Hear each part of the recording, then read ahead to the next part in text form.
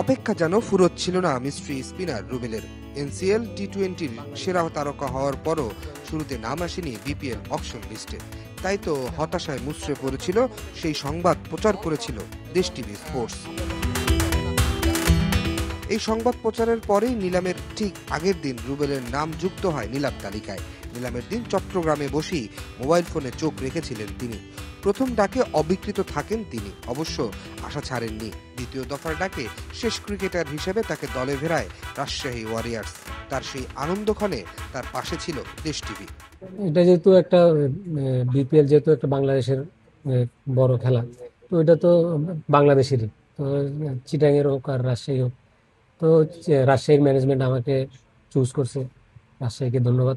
তো ওই ওই হিসাবে রাজশাহীতে খেলবো, খুব ভালো লাগতেছে। আমার আসলে ইচ্ছে ছিল যে কোনো একটা টিমে খেলতে পারাটাই আমার কাছে সবচেয়ে বড় ইচ্ছে ছিল, যে বিপিএল খেলাটা, এটা চিটাগং হোক, রংপুর হোক, রাজশাহী হোক, যে কোনো একটা টিম পাওয়াটাই আমার কাছে ইম্পর্টেন্ট।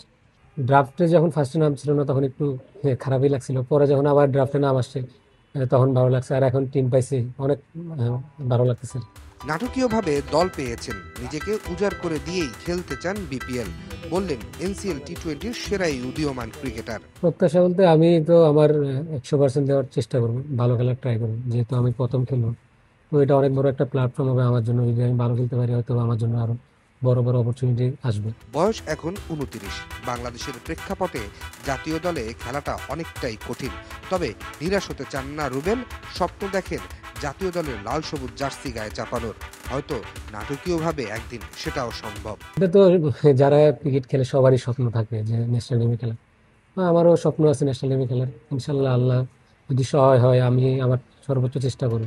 বিপিএল এর দামামা এরই মধ্যে বেজে গিয়েছে, এখন শুধু ব্যাট বলের লড়াইয়ের অপেক্ষা। চট্টগ্রাম থেকে রাশেদ অমিত, দেশ টিভি।